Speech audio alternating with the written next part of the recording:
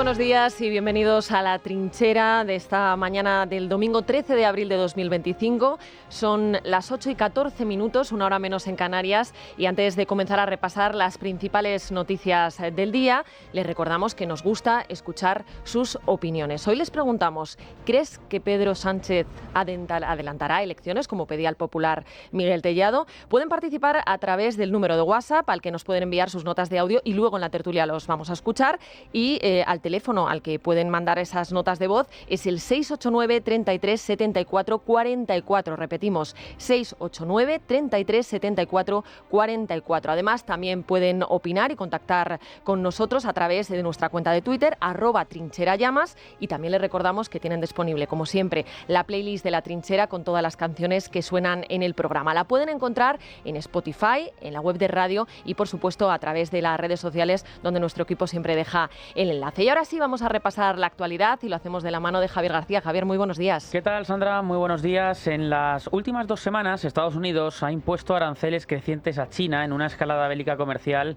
que nunca antes habíamos visto. Primero un 10%, luego otro tanto, hasta el 20%, un aguijón adicional del 34% que llevaba al acumulado a un impensable 54%. Al poco, otro 50% como represalia cuando China no se resignó y devolvió el golpe. De ahí pasamos al 125% y finalmente Donald Trump aumentó los aranceles a China hasta el 145%. Y sin que nadie descartase llegar incluso mucho más lejos. Sin embargo, toda la retórica de Donald Trump, que ha llevado a la semana más loca en los mercados en décadas y que costó cientos de miles de millones a las empresas más vinculadas en su producción a Asia, tenía una letra pequeña y es la noticia que hemos conocido en las últimas horas. Los teléfonos inteligentes, los ordenadores portátiles, los chips y otros productos electrónicos, el grueso de lo que Estados Unidos le compra a China, van a estar exentos de la peor parte de la avalancha arancelaria, después de que los cálculos más pesimistas indicaran que los iPhones podrían ver cómo su precio se iba a ir por encima de los 2.000 o incluso los $2.500. Se calcula que el 80% de los teléfonos Apple que se comercializan en Estados Unidos se fabrican en China, mientras que el otro 20% se produce en la India, a pesar de los intentos de Apple orientados a diversificar su cadena de suministro. Esta es una de las últimas noticias relacionada con la guerra arancelaria, un nuevo cambio de Donald Trump. La política proteccionista de Trump ha provocado incluso que el Parlamento británico haya tenido que aprobar ayer mismo, este sábado, en una sesión extraordinaria, el proyecto de ley de emergencia para evitar el cierre de una siderúrgica y salvar casi a 3.000 personas, 3.000 puestos de trabajo y muchos otros en la cadena de suministros. Después de varias horas de debates, las 2 cámaras del Parlamento dieron el visto bueno a la pieza legislativa que se va a convertir en ley cuando reciba pronto la sanción del rey Carlos III. Todo ello, por cierto, vamos a recordarlo también, mientras mañana se va a reunir en Washington el negociador comercial de Europa, que ya hoy domingo viajaba a Estados Unidos para analizar de cerca toda la política arancelaria y poder llevar a cabo esa negociación entre Europa y Estados Unidos. Bueno, pues luego comentaremos en la tertulia todas las novedades de esta guerra arancelaria, que sin duda tiene también un impacto importantísimo para nuestro país, pero yo lo decía ayer y lo vuelvo a repetir hoy, yo me niego a que todas estas noticias, por importante que sean y porque además vamos a analizarlas en profundidad, pues tapen lo que está pasando en nuestro país, que es que cada día que pasa tenemos más noticias y más escándalos que acorralan al gobierno. Sí, porque ayer contábamos que la Unidad Central Operativa de la Guardia Civil ha remitido esta semana al Tribunal Supremo un informe muy llamativo e importante que desvela varias cosas importantes. Una de ellas es que la mujer del presidente del gobierno, Begoña Gómez, intervino de alguna forma en el rescate de la compañía aérea Air Europa. Pero no es lo único que recogía este nuevo informe de la Benemérita. La Guardia Civil traslada al magistrado Leopoldo Puente que José Luis Ábalos, el exministro de Transportes, imputado por los delitos de organización criminal, tráfico de influencias, cohecho y malversación, dice la Benemérita que tuvo un papel relevante en la trama de corrupción que se está investigando. Todo esto ya lo estuvimos comentando en el programa de ayer. Además, a Pedro Sánchez le pillaron estas novedades del informe en Vietnam, también en China, y al ser preguntado por los periodistas negó cualquier implicación de su mujer en el rescate de la compañía aérea.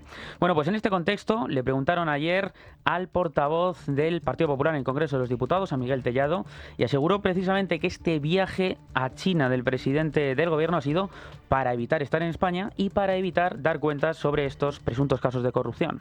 La corrupción cerca al gobierno de Pedro Sánchez.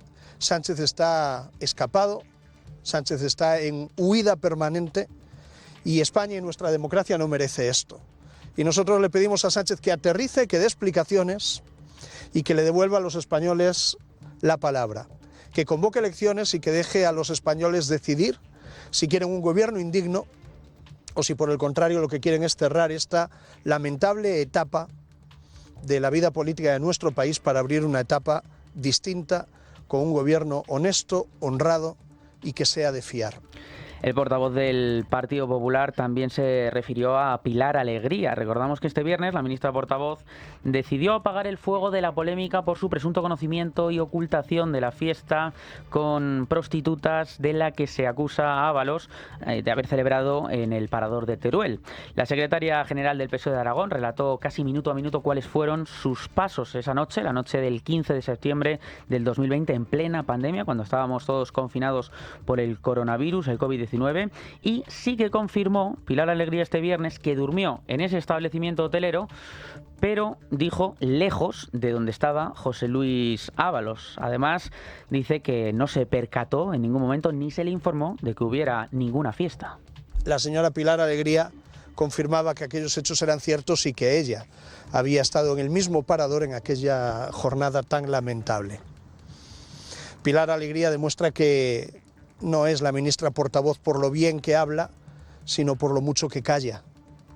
Y esa ha debido ser la patente de corso que le ha permitido ser ministra del Gobierno de España en estos momentos. Y Sandra, por cierto, José Luis Ábalos, el que fue número 2 del Partido Socialista, ha anunciado que va a emprender acciones judiciales después de que en varios medios de comunicación se haya difundido que organizó esa fiesta en el Parador de Teruel en plena pandemia. También negó la existencia de, como han publicado algunos medios de comunicación, de esa furgoneta cargada de señoritas dirección al Parador de Teruel. Bueno, yo no sé lo que pasó exactamente, ni nadie, porque no estábamos allí, pero a mí sobre este caso me parece muy importante recordar 3 cosas. La primera, que no es la primera vez que se habla de las juergas de Ábalos en paradores. La primera en hacerlo fue Ketty Garat ya hace unos años. La segunda, que en esta ocasión hemos escuchado, hemos visto, de hecho, vídeos con declaraciones de los propios trabajadores. Yo creo que esto es importante. Y la tercera, y que a lo mejor es algo que no ha trascendido en otros medios, pero que yo creo que también es fundamental resaltar, que el otro día el diario de Teruel, que está siguiendo muy de cerca este caso, como no puede ser de otra manera por la cercanía, pues revelaba que el propio Ministerio de Transportes rechazó pagar la factura a José Luis Ábalos. Y claro, yo me pregunto, ¿por qué iba a rechazar el Ministerio abonar la factura del ministro si todo lo que pasó allí era normal y lo único que hizo fue dormir porque tenía allí un acto? Veremos a ver, Javier, si esto de acudir a los tribunales no le sale peor de lo que espera. Sí, además, como decimos, Begoña no es la única protagonista, también es José Luis Ábalos. La Guardia Civil dice que, no lo comentamos esto ayer, vamos con esta novedad importante de esta semana, es que percibió una contraprestación económica Ábalos a cambio de sus gestiones para el rescate de la compañía aérea. Desde el Partido Socialista, ayer se pronunció el portavoz socialista Patxi López en Radio Nacional. Reconoció que en su formación les preocupan todas las novedades respecto al caso Koldo, caso Partido Socialista, pero dicen que ellos actuaron de forma correcta, pidiéndole el acta de diputado a José Luis Ábalos y expulsándole del Partido Socialista. Eso sí, dice Patxi López que respetan su derecho de defensa. Eso hizo lo que tenía que hacer desde el primer momento, ¿no? Que es no solo apartar de las filas del PSOE al señor Ábalos, a José Luis Ábalos, y también pedirle el acta de diputado. Pero eso es algo personal. Él decidió no entregarla, ¿no? Y él sabrá cómo actúa en su defensa, que es legítima, ¿no? Pero, sin embargo, sí que nos preocupa y no nos gusta nada ver lo que estamos viendo. Vamos a entrar más en detalle qué dice ese atestado, nuevo atestado de la Guardia Civil. Asegura que Ábalos se hospedó entre el 12 y el 23 de agosto de 2020 en una vivienda de alquiler vacacional en Marbella y apunta a que la estancia pudo haber sido sufragada por la compañía aérea. La Guardia Civil sospecha que la trama de Aldama pagó al exministro esos 10 días de alquiler en el chalet de lujo que costó alrededor de 9.800 euros. El propio Koldo García le dijo a Ábalos, además, que esto le iba a salir gratis por las molestias ocasionadas. Y precisamente este jueves acudió a la Comisión de Investigación del Senado la exmujer de Koldo García, Patricia Úriz, quien entre otras cosas habría participado en la búsqueda de chalés para José Luis Ábalos. Sin embargo, la exmujer de Koldo García no solamente se negó a declarar en el Senado, sino que además se presentó con el rostro totalmente cubierto, con unas gafas de sol, también con un pañuelo que le cubría la cabeza y con el que además aprovechó para taparse prácticamente, como decimos, entera para no ser identificada, y esto es lo que sucedió en el Senado. Seguimos la comisión en las condiciones en las que nos encontramos en estos momentos, señora Caballero, porque la señora Úriz ha sido identificada abajo, por lo tanto no hay nada más que hablar. Tenemos que creernos que es la señora Úriz.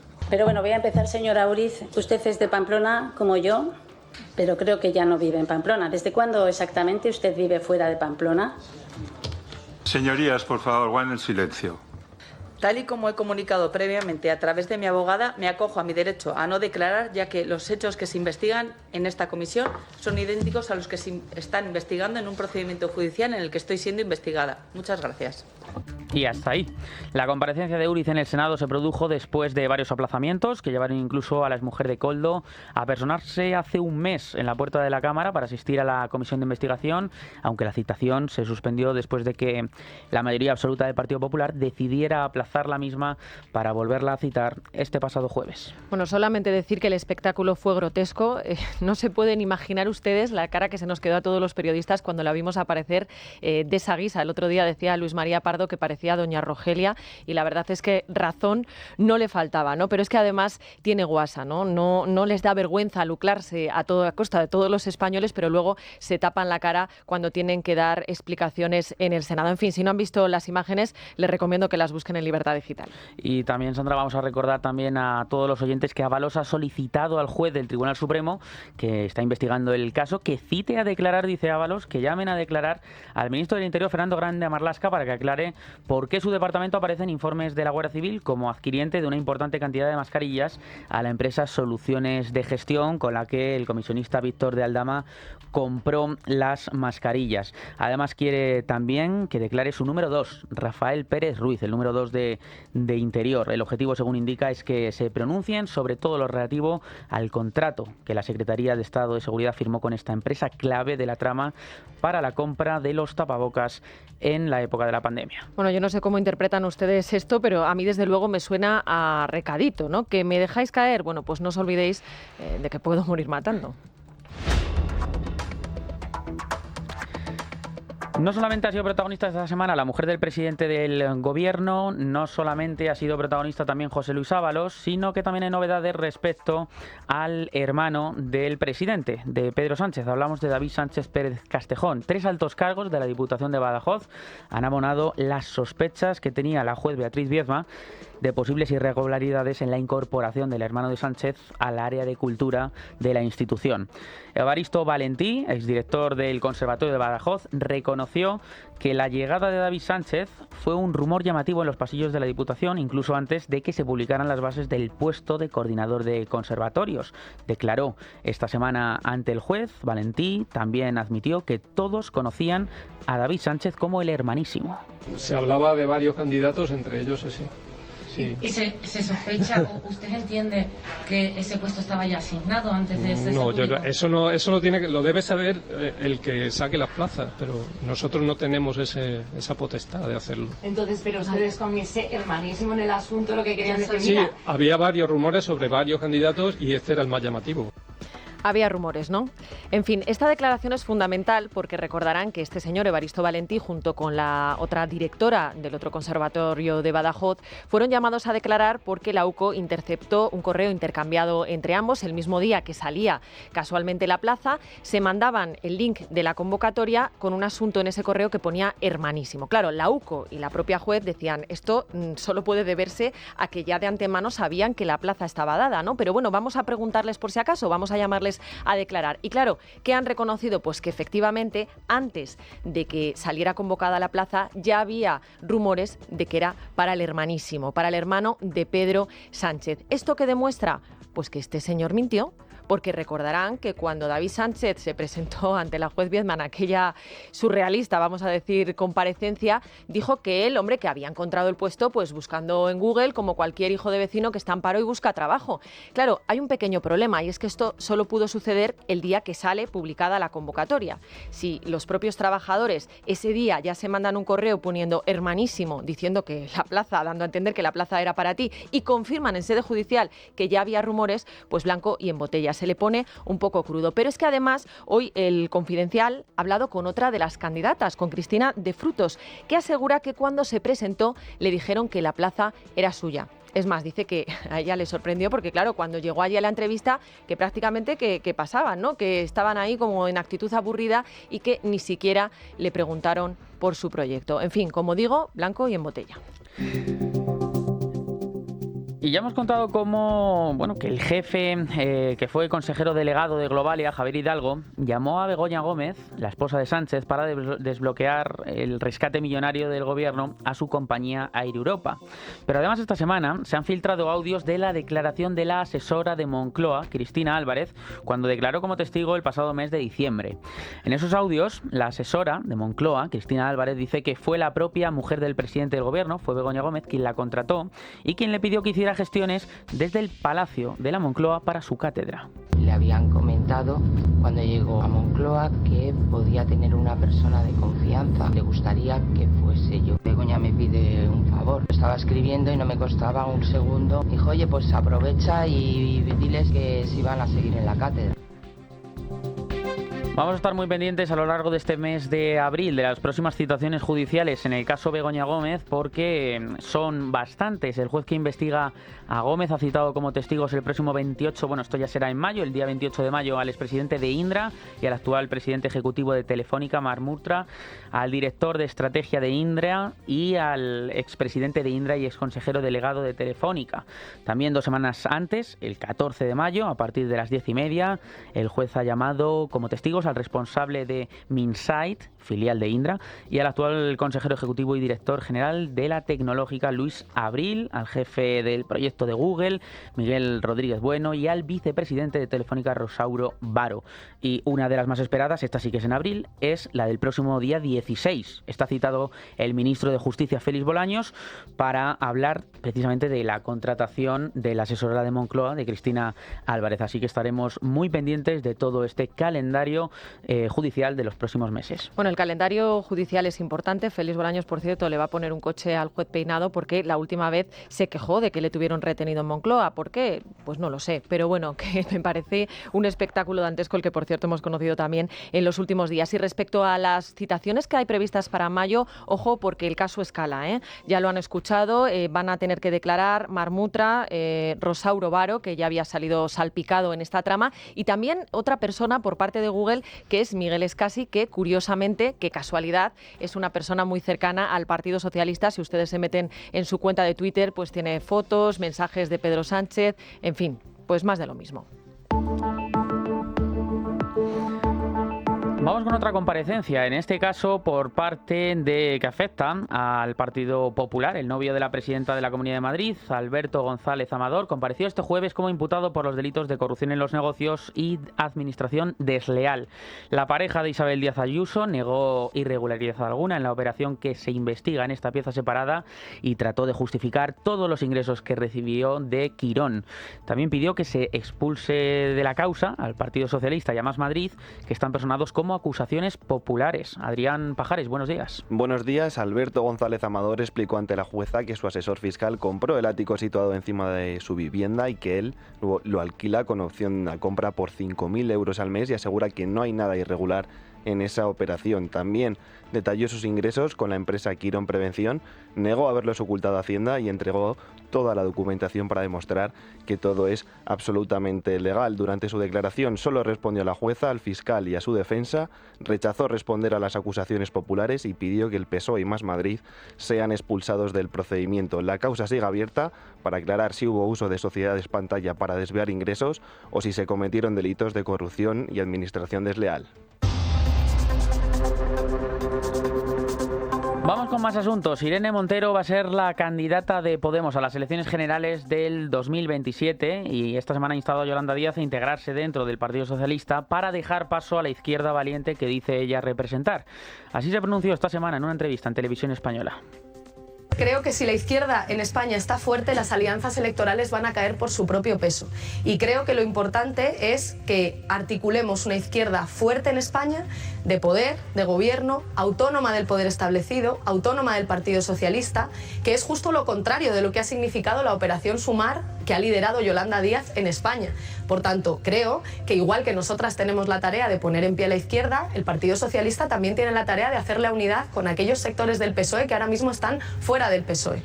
Lo que en su momento se presentó como una coalición nacida bajo el estandarte de la confluencia y la unidad ha experimentado una transformación paulatina hacia una contienda perpetua a pesar de los reiterados y desesperados llamamientos de Yolanda Díaz para que Podemos se incorporara a su espacio en horas bajas. La respuesta de los morados ha sido tajante, ha sido colocar a Irene Montero al frente de un proyecto alternativo que no solo desafía la hegemonía de Díaz, sino que también resalta la fractura ideológica que separa a ambas formaciones. Todo ello se produce además cuando este fin de semana se ha celebrado la Asamblea Ciudadana de Podemos, donde Ione Belarra ha sido reelegida secretaria general del partido. Siguiendo la Asamblea Ciudadana ha estado nuestra compañera Leticia Barquín. Leticia, buenos días. Buenos días. Tras el último intento de Yolanda Díaz por reconducir su caso y el de Sumar con un llamamiento desesperado por la unidad, Podemos agudiza los ataques para posicionarse como la fuerza hegemónica de la izquierda. Con la menor participación de su historia y siendo la única candidatura, Ione Belarra ha sido reelegida líder de la formación en su quinta Asamblea Ciudadana. Busca transformar el panorama desolador que ha caracterizado a Podemos tras la aparición de Sumar con Yolanda Díaz, a la que tachan de ser la izquierda dócil y la empujan a sumarse a las filas socialistas al aceptar los límites del bipartidismo. Belarra ha subrayado el empeño de las élites por dar por muerto a Podemos. Casi lo tenían. Era el sueño húmedo de las élites mediáticas, políticas, económicas, judiciales españolas desde el año 2014. A pesar de que no se ha visto en elecciones a corto plazo, Irene Montero ya está a los mandos para reavivar la formación, teniendo a las espaldas hitos como haber beneficiado a más de 1.200 agresores sexuales y bajo el silencio sobre el caso Monedero. Hoy somos arroyo, mañana tenemos que ser río crecido y hay que mirar hacia afuera, compañeras, y tender la mano y ser generosas y volver a hablar con todo el mundo. El líder de Podemos en la sombra, que esta semana ha presentado su libro Enemigos íntimos, en el que le dedica un capítulo en exclusiva a Díaz, a la que tacha de ser una hipócrita enamorada de la fama, ha lanzado duros reproches contra la alianza PSOE-Sumar. Frente a la ultraderecha, es estúpido proponer un gran acuerdo en torno al mal menor. ¿Cómo enfrentar a quien habla ideológicamente sin complejos proponiendo el mal menor? La nueva cúpula de Podemos reúne a gente de la plataforma de Iglesias como Dina Busselgam, la pareja de Belarra, Nacho Ramos, así como el miembro del Consejo de Administración de Radio y Televisión Española, Mariano Muniesa. Destaca las ausencias del exportavoz de Podemos, Pablo Echenique, y la que fuera número 2 de Irene Montero, Ángela Rodríguez Pam. Por cierto, que en este acto también estaban miembros de Bildu, de Esquerra, en fin, bueno, los amigos, ya saben, Dios los cría y ellos se juntan. Bueno, por cerrar tema Podemos, solo una cosa más. No sé si saben la que ha liado Pablo Iglesias esta semana con la presentación de su libro. Tras la pataleta, porque, bueno, pues al parecer en un espacio municipal les negaron pues que pudieran hacer allí la presentación, que la organizó en su bar, en la Taberna Garibaldi. Pero claro, dijo, oye, es que este local se me queda un poco pequeño, a lo mejor si ponéis pasta, pues me puedo mudar a un local más grande. Y ahí que abrió un crowdfunding. Eso sí, dice que se quiere mudar no para ganar dinero, dice que lo hace para ganar un espacio antifascista de libertad, un espacio combativo más grande para realizar presentaciones, representaciones teatrales, conciertos, exposiciones y debates políticos. Por lo pronto, vamos, ya he visto que lleva más de 40.000 euros, pero eso sí, pide 140.000, ahí es nada. Y según recogen, y atención que esto también tiene su gracia, ¿no? Aquellos que aporten van a tener una contraprestación. Si ustedes ponen 25 euros, reciben un email de agradecimiento de Pablo Iglesias. Si ponen 50, una foto de Iglesias y los socios de la taberna. Que ponen 150, se estiran un poquito más, un vídeo exclusivo en el que le van a dar las gracias. Y si ponen 250 euros, atención, porque van a tener a Pablo Iglesias cantándoles una canción. Yo la verdad es que no sé qué es peor, ¿no? Si que alguien sea tan jeta y tan egocéntrico de creer que la gente le interesa esto o que alguien pague por ello, ¿no? Por ello. Pero bueno, si hacen el vídeo, si Pablo Iglesias canta, trascenderá, así que nos reiremos o lloraremos juntos. El Gobierno de España aprobó el pasado martes, a través del Consejo de Ministros, una transferencia de crédito al Ministerio de Defensa de 2.084 millones de euros para atender, tal y como se apunta en la referencia del Consejo, necesidades ineludibles. El gasto militar extraautorizado en lo que va de 2025 ya supera los 3.500 millones de euros. En dicha referencia señalan que, ante la situación de prórroga presupuestaria, se hace necesaria la transferencia destinada a varios programas presupuestarios que se encuentran en desarrollo, como decimos, en el Ministerio de Defensa, especialmente en su capítulo de inversiones, para dar cobertura a los compromisos asumidos en ejercicios anteriores. Al tratarse de un crecimiento tendente a atender gastos ya contemplados, este aumento presupuestario de la cartera de Margarita Robles no debe enmarcarse en el objetivo de llegar al 2% del PIB en gasto en defensa. Sobre esto, el Gobierno, Pilar Alegría, la portavoz, aseguró en la rueda de prensa posterior al Consejo de Ministros que el Ejecutivo tiene el compromiso claro y firme de alcanzar ese porcentaje del 2%, y que lo va a hacer lo antes posible. Esto dijo Pilar Alegría. Escuchamos. Estábamos hablando de 2.084 millones de euros, la transferencia de crédito, como digo, que se llevó en primer lugar a esa comisión de secretarios y subsecretarios. El compromiso de llegar a ese 2% sigue siendo un compromiso, lógicamente, claro y firme, y además, por supuesto, la voluntad de este Gobierno es cumplirlo lo antes posible. Y por cierto, el ministro de Economía y Comercio y Empresa, Carlos Cuerpo, ha propuesto este sábado la creación de un instrumento financiero común en la Unión Europea para fortalecer la seguridad y la defensa. Así se expresó en el marco de una reunión informal de ministros de Finanzas del Ecofin de la Unión Europea en Varsovia, y en la que incidió que concibe esta propuesta como una solución transitoria hasta que la defensa esté completamente integrada en el presupuesto comunitario.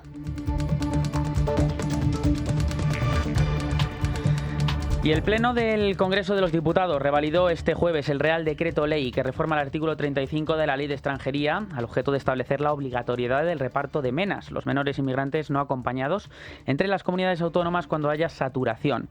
Este es fruto de un acuerdo, cabe recordar, entre el Gobierno de España y Junts, del prófugo Carles Puigdemont, y cuenta con el rechazo de las autonomías que gobierna el Partido Popular. En concreto, se trata del Real Decreto Ley por el que se aprueban medidas urgentes para la garantía del interés superior de la infancia y la adolescencia ante situaciones de contingencias migratorias extraordinarias. El Gobierno ha garantizado en las disposiciones adicionales del decreto la suficiencia financiera con un fondo adscrito al Ministerio de Juventud e Infancia, para el que se contará en 2025 con un crédito extraordinario de 100 millones de euros. Vamos a conocer los detalles de esta votación en el Congreso de los Diputados y todo lo que tiene que ver con el reparto de menas. Ignacio Bravo, buenos días. Buenos días. Después de casi un año de que el Congreso tumbase el primer intento de reformar la Ley de Extranjería, en esta ocasión la Cámara Baja ha dado luz verde a ese decreto para forzar a las comunidades autónomas a acoger a los cerca de 4.500 menores que colapsan los centros asistenciales de Canarias, Ceuta y Melilla,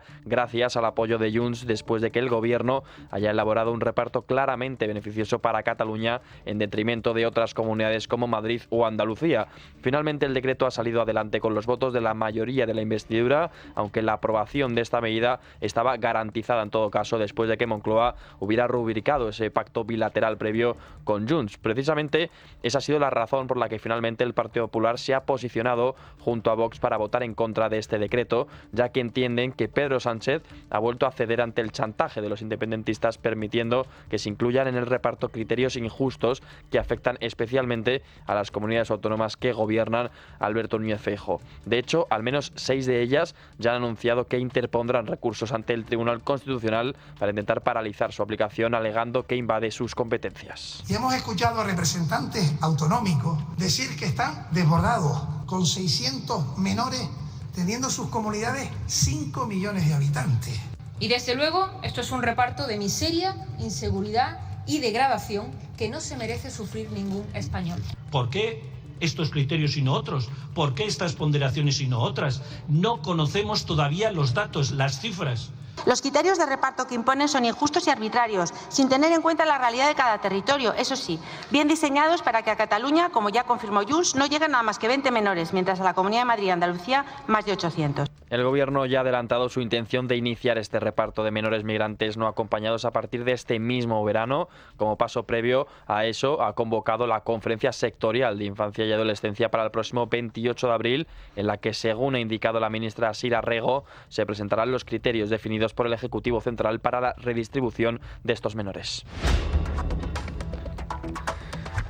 Nos vamos a ir también hasta Valencia, porque más de 5 meses después de la tragedia de la Gota Fría, agentes de la Guardia Civil y efectivos de la Unidad Militar de Emergencias han continuado esta semana con la labor de búsqueda de esas 3 personas desaparecidas durante las inundaciones del pasado 29 de octubre como decimos, en la Comunidad Valenciana. Además, hemos conocido también varias cosas importantes respecto a la Dana. Un informe. El secretario autonómico de Emergencias de la Generalidad durante la Gota Fría, Emilio Argüeso, reconoció en un mensaje de WhatsApp a las 2:44 horas de ese día, las 2:44 de la tarde, habló sobre la saturación de las lluvias que provocarían las catastróficas inundaciones en Valencia. Así consta en el informe pericial aportado por la defensa de Argüeso a la jueza de Catarroja, que instruye la causa sobre la gestión de este asunto. Tanto él como la entonces consejera de Justicia e Interior, Salomé Pradas, declararon el viernes.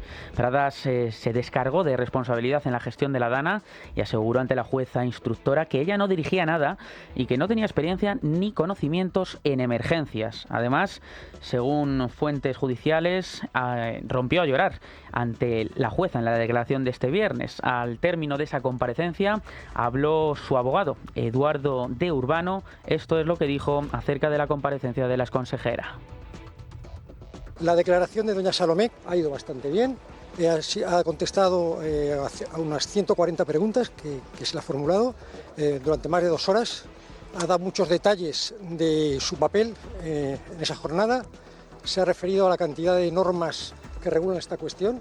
Hay normas del Estado, hay normas autonómicas. Ella ha contado que estuvo allí al pie del cañón toda la jornada y que las decisiones que se tomaron, eso tendrá que valorarse como ha sido, fundamentalmente dependieron de la información que les llegaba. Otra de las noticias importantes al respecto que hemos conocido esta semana es que la titular del juzgado ha denegado la personación de la Generalidad Valenciana en la causa como responsable civil subsidiaria, al entender que no procede en este momento procesal. El presidente valenciano, Carlos Mazón, el jueves defendió ante las Cortes valencianas que el día de la Dana dicen que actuaron en las zonas sobre las que tenían información y ha aprovechado para acusar a la oposición, dice, de embarrar, después de que se conociera el informe que hemos mencionado de Emilio Argüeso, donde se ven esos mensajes en los que advertía de que los barrancos estaban a punto de colapsar. El Magro forata una cuenca sobre la que se tuvo la información, se actuó y se demuestra en esos mensajes que hizo usted. Se estaba actuando en el Magro, se estaba actuando en Forata, porque había información. De donde no había información no se pudo actuar porque a mediodía se dijo que el barranco estaba seco y hasta las 7 no hubo información. Deje de estar tan desesperado porque eso es lo que le pasa a usted. Y van a seguir las manifestaciones en contra de Carlos Mazón, porque está prevista otra para el próximo lunes 28 de abril. Va a ser la 7ª marcha que se va a desarrollar, en este caso un día antes de cumplirse los 6 meses de las catastróficas inundaciones. La protesta se ha programado para un día festivo en la ciudad de Valencia, para la celebración que se va a celebrar allí va a ser la de San Vicente Ferrer y el día previo al Congreso del Partido Popular Europeo, que está previsto para los días 29 y 30 de abril. Finalmente, el Partido Socialista accedió a cambiar la fecha de la última sesión plenaria prevista en Madrid, en el Congreso de los Diputados, para facilitar que los diputados populares puedan ir a Valencia a celebrar su congreso. El presidente del Partido Popular Europeo, por cierto, anunció el miércoles que se va a proponer a la portavoz del PP en el Parlamento Europeo, a Dolors Montserrat, como secretaria general del Partido Popular en Europa. Este jueves estuvo además en Es la Mañana de Federico, aseguró que este congreso a finales de abril del Partido Popular Europeo va a ser un congreso de suma importancia. El Congreso del Partido Popular Europeo, que es la fuerza más grande en Europa y que van a venir van a venir 13 primeros ministros de la Unión Europea, así como la presidenta de la Comisión Europea, ya no solo es bueno para el Partido Popular, sino que es bueno para España y es bueno para Valencia. ¿Por qué? Porque el gobierno de Valencia está en la reconstrucción y el Partido Popular Español y Europeo estamos en ayudar a la reconstrucción, porque los valencianos se lo merecen. Y por tanto, que venga a Valencia es ese símbolo, ¿no?, de apoyo de toda Europa a todo el pueblo valenciano, y por tanto que los grandes mandatarios europeos estén en Valencia, estén en España, siempre es bueno, ¿no?, para España, ya no solo para el Partido Popular, sino para todos y cada uno de nosotros.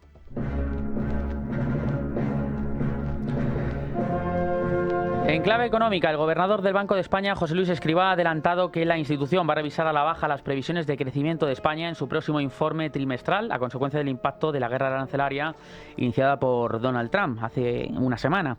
Este próximo informe se publicará en el mes de junio y, a pesar de las palabras de Escrivá en una entrevista, habrá que esperar, ya que el panorama arancelario se ha convertido en un escenario de incógnitas ante los cambios que surgen día a día.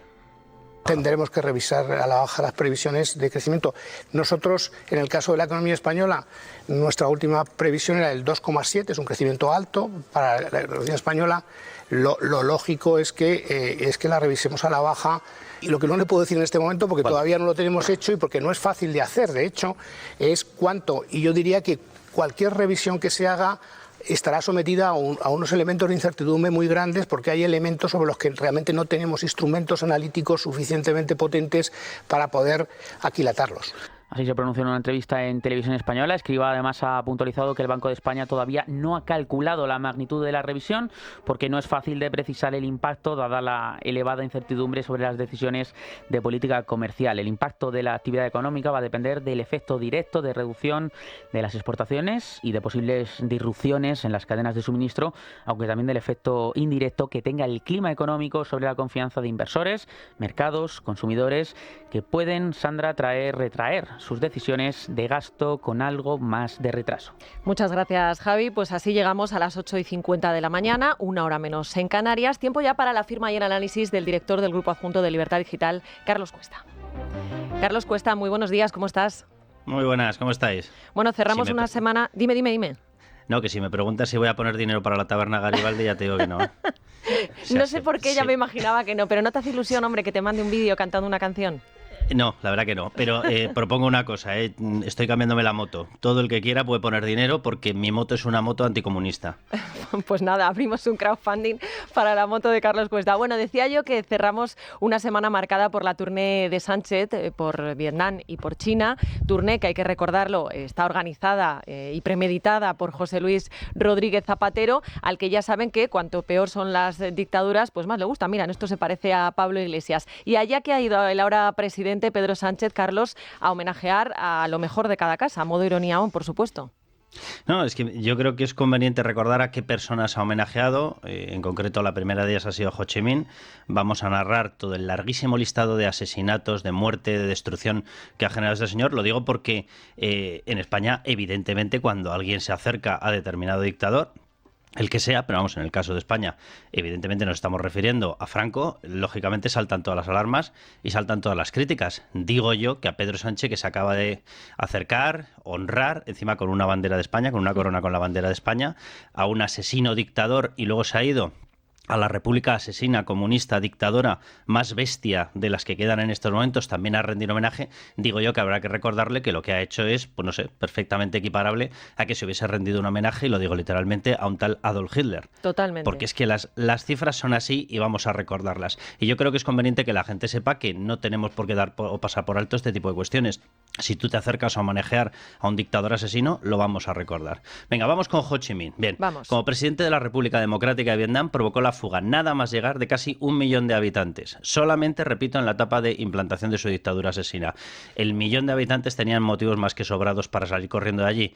¿Por qué? Porque solo durante sus denominadas reformas agrarias y la represión política que impuso entre 1953 y 1956, Ho Chi Minh fue responsable de entre 50.000 y 100.000 asesinatos. Por cierto, muchos de ellos están perfectamente documentados porque fueron acompañados con torturas. Mató a todos los que se opusieron al saqueo de las tierras que él perpetraba, a su dictadura, o a delatar a otros contrarios a Ho Chi Minh. Repito que de esos 100.000 asesinatos, la inmensa mayoría fueron con tortura, precisamente para conseguir esa delación. En 1955 comenzó la guerra contra Vietnam del Sur, violando el acuerdo posterior, por cierto, a la Segunda Guerra Mundial. Ahí extendió el comunismo por todo Vietnam, Laos y Camboya. Bien, cifra de muertes: 1,7 millones de camboyanos asesinados, 2 millones de vietnamitas y 230.000 laosianos asesinados, muertos. En resumen, más de 4 millones de asesinatos. A ese asesino es al que ha rendido homenaje un tal Pedro Sánchez. A ese dictador comunista es al que ha rendido homenaje con una corona con la bandera de España. Pero luego se nos llena la boca de hablar de memoria democrática en España. No, totalmente, sí, o sea, debe ser una memoria puntual, selectiva y simplemente para inventarse supuestos fantasmas de que si la extrema derecha avanza en España con el PP y este tipo de cuestiones. Bien, vámonos a China. Allí no es que haya rendido homenajes, que directamente ha planteado su sumisión más absoluta, por cierto, combinado con hacer de embajador para el Gates Center de José Luis Rodríguez Zapatero, que es una forma de lobby y de extracción de determinados negocios y de dinero y de beneficios de allá. Bien, vamos con Xi Jinping. Solo durante el COVID y fruto de sus políticas se estima, la estimación por cierto es de Human Rights Watch, se estima que el volumen de muertes se eleva a 1,87 millones. Si a la gente le llama la atención esta cifra con respecto a los 60.000 que dio como cifra oficial el gobierno chino, sí, evidentemente es muy distinta. De hecho, repito, esta es la de Human Rights Watch, la otra es la de una dictadura asesina y comunista. Cada uno que elija la que quiera para darle credibilidad. Él es el responsable del asesinato masivo, el Xi Jinping, al que rinde homenaje Pedro Sánchez, de los uigures y otros musulmanes turcos en Xinjiang. Solo el número de presos, estimar la cifra de asesinatos es complicado porque el cierre de datos es absolutamente pleno, pero solamente el número de presos que tiene acreditados Human Rights Watch se eleva a 500.000. Presos políticos, presos religiosos, presos porque no aceptan la dictadura de Xi Jinping. Sus matanzas se han extendido al Tíbet por defender su cultura y ha impuesto incluso una ley contra espionaje que, por cierto, para la gente que se crea que ir a China a hacer negocios es una cosa fácil y demás, bueno, esa ley contra espionaje tiene en estos momentos bajo la lupa de los servicios de inteligencia chino también a todos los directivos y empresarios extranjeros. Human Rights Watch, si cojo frases literales del último informe de 2024, señala que a través de leyes, castigos penales, acoso, intimidación y el uso de la tecnología, el gobierno chino opera en uno de los regímenes de censura más estrictos de todo el mundo. De todo el mundo se refiere a ese mismo mundo, lo digo por Pedro Sánchez, en el que está Cuba o en el que está, por ejemplo, Venezuela. Es decir, es una dictadura plena exactamente igual que las que acabo de mencionar. Un ejemplo, o varios ejemplos. El empresario Wu Hanfan Bin fue encarcelado 3 años por informar del COVID. Un gran pecado por lo visto. Otro ejemplo, el profesor de economía Yang Shaosheng fue condenado a 4,5 años, 4 años y medio de prisión por comentar el coste del aparato funcionarial en China. Y otro ejemplo, simplemente en abril del 24 fueron condenados los abogados Su Ziyong y Ding Xiaixi a 14 y 12 años respectivamente de cárcel por subversión al poder estatal. ¿Cuál era la realidad? Bueno, pues que defendieron públicamente derechos fundamentales. Hay violaciones sistemáticas de derechos sexuales, por supuesto, lo digo para todos los que defienden desde la izquierda que ellos son el único apóstol posible para la defensa del LGTB. Las violaciones de derechos sexuales LGTB son diarias. Hay violaciones de derechos religiosos, políticos, civiles. El número de asesinatos, repito, que es muy difícil de estimar en la época de Xi Jinping, por el temor a evaluaciones, pero vayámonos a la era de Mao y solamente en la era de Mao se calcula que el número de asesinatos oscila entre los 65 y 78 millones. Bien, pues a todos ellos les ha rendido homenaje Pedro Sánchez. No me extraña, es a fin de cuentas una persona que si no ha implantado a la dictadura es porque sigue habiendo contrapoderes y adora a los dictadores. Y adora en este caso a dictadores, asesinos y comunistas. Qué importante es la memoria, ¿verdad, Carlos? Pero no la sanchista, sino la de verdad, ¿no? Porque como tú bien decías, pues a veces tienen una memoria muy selectiva, demasiado, diría yo. No, es que me encantaría saber qué habría dicho los bloques de izquierda, los partidos de izquierdas, la prensa de izquierdas, si cualquier persona hubiese hecho un homenaje a Mussolini, un homenaje a Hitler. O sea, me encantaría saber qué habrían hecho. Pues hombre, nos lo imaginamos. Pero en fin, Carlos Cuesta, muchísimas gracias, un abrazo y hasta la próxima. Un abrazo enorme. Bueno, enseguida nos vamos a ir a la tertulia, pero antes ya saben que en Libertad Digital estamos de aniversario, celebramos nuestro 25 aniversario y por eso les presentamos una magnífica obra de arte para conmemorarlo. Se trata de una medalla de 9 centímetros de diámetro, realizada en bronce de máxima calidad, con las pátinas efectuadas a mano y presentada en un lujoso estuche, acuñada con mensaje y firma de Federico Jiménez Los Santos y representación del camino hacia la libertad, obra creada por el escultor Juan de Ábalos. Una ocasión única de adquirir esta obra, creada en exclusiva y de edición limitada para conmemorar, como decimos, los 25 años de esta casa de Libertad Digital. Reserve su medalla por solo 195 euros, 170 para socios del Club de Libertad Digital. En este número de teléfono, tomen nota, 91 316 22 42 o en edicionesculturahistórica.es. Llame ya, repetimos el número de teléfono, al 91 316 22 42. La Trinchera de Llamas. Es Radio.